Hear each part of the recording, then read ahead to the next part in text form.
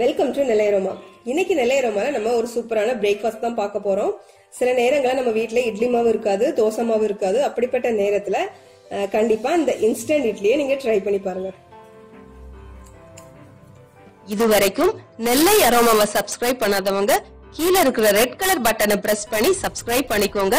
அப்படியே அது பக்கத்துல இருக்க பெல் ஐகானையும் கிளிக் பண்ணிக்கோங்க.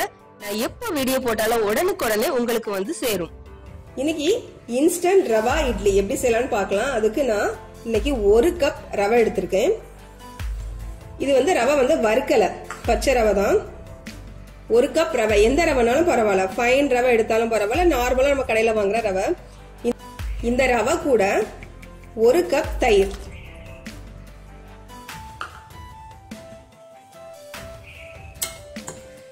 தயிரும் ரவையும் சேர்த்து மிக்ஸ் பண்ணிக்கோங்க.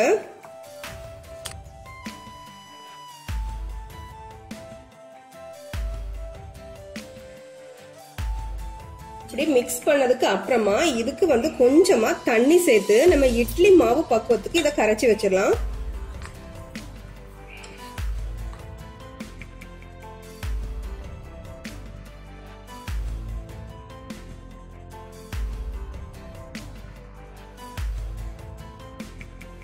பாருங்க, இந்த பக்குவத்துக்கு இருக்கணும். இதுக்கு எனக்கு இன்னைக்கு 3/4 கப், நம்ம ரவை எடுத்த கப்ல 3/4 கப் தண்ணி தேவைப்படுது. இப்ப இத மூடி ஒரு 30 நிமிஷம் ஓரமா வச்சிடலாம்.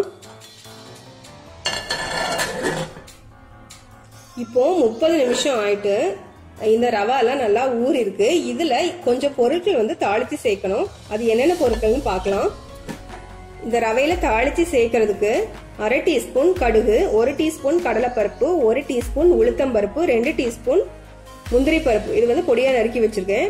அப்புறமா 1/2 இன்ச் சைஸ் இஞ்சி, இதையும் பொடியா நறுக்கி வச்சுக்கோங்க. ஒரு பச்சை மிளகா நறுக்கி வச்சது, கொஞ்சம் கருவேப்பிலை, 1/2 டீஸ்பூன் சீரகம், பெருங்காயத்தூள் கொஞ்சம்.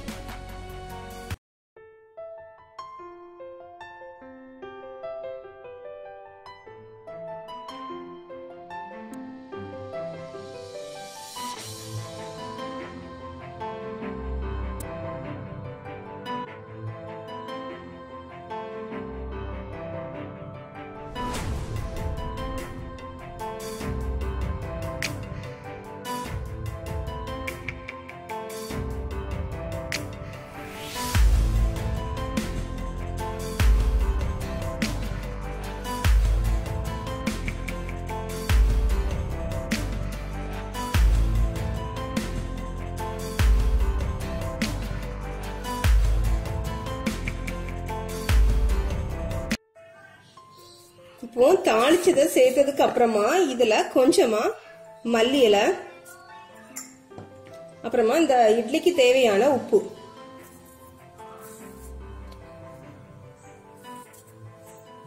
இதையும் போட்டு நல்லா கலந்துடலாம்.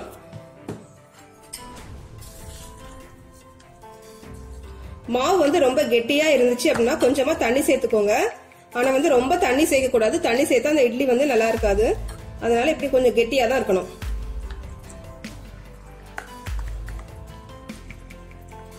அடுத்து நம்ம இதுல ஒரு முக்கியமான பொருள் சேர்க்க போறோம், ஈனோ ஃப்ரூட் சால்ட்.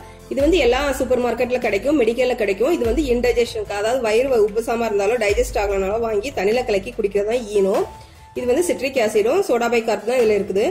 இது இல்ல அப்படின்னா சோடா உப்பு, பேக்கிங் சோடா, இது சேர்த்துக்கலாம். 1 டீஸ்பூன் ஈனோ, அப்படி இல்லைன்னா 1 டீஸ்பூன் பேக்கிங் சோடா.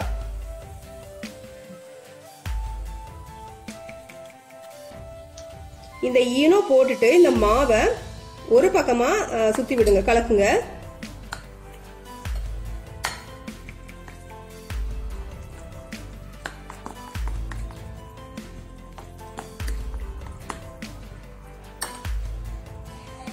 இப்படி கலந்ததுக்கு அப்புறமா இந்த மாவை வந்து அதிக நேரம் வெளியே வைக்க கூடாது. உடனே வந்து நம்ம இட்லி செய்துடலாம்.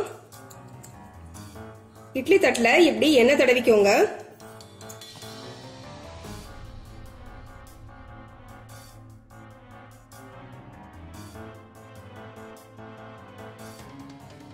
இப்போ இட்லி வேக வைக்கிறதுக்காக ஒரு கடாயில தண்ணி வச்சு இட்லி தட்டை வச்சாச்சு. இதை மூடி வச்சிடலாம். மூடி வச்சு ஒரு 10 நிமிஷம் வேகட்டும் இட்லி. இப்போ 10 நிமிஷம் இட்லி வந்து ஆவியில வந்துட்டு பாருங்க 10 நிமிஷத்துக்கு அப்புறமா சூப்பரான சாஃப்டான ஃப்ளஃபியான ரவா இட்லி ரெடி ஆயிட்டு. இப்போ இதை நம்ம ஸ்டவ் ஆஃப் பண்ணிட்டு இட்லி தட்டுல இருந்து எடுக்கலாம். இந்த இட்லியை வந்து நீங்க சூடா இருக்கும் போதே தட்டுல இருந்து எடுக்காதீங்க, பிஞ்சி வரும். ஒரு நிமிஷம் போல கொஞ்சமா ஆறட்டும். ஆறுனதுக்கு அப்புறமா இந்த தட்டுல இருந்து எடுக்கலாம்.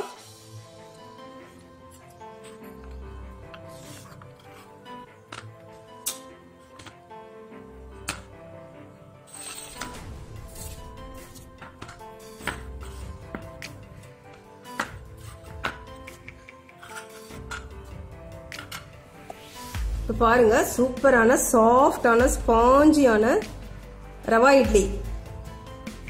இப்போ இட்லி மாவு தோசை மாவு இல்லைன்னு கவலையே வேண்டாம். சூப்பரா சாஃப்டா நம்ம வித்தியாசமா நல்லா ரவா இட்லி செஞ்சு உங்க குழந்தைங்களுக்கு உங்க வீட்டுல உள்ளவங்களுக்கு கொடுங்க. இந்த வீடியோ பிடிச்சிருந்தா லைக் பண்ணுங்க, ஷேர் பண்ணுங்க, நெல்லை அரோமாக்கு சப்ஸ்கிரைப் பண்ணுங்க. தேங்க்யூ.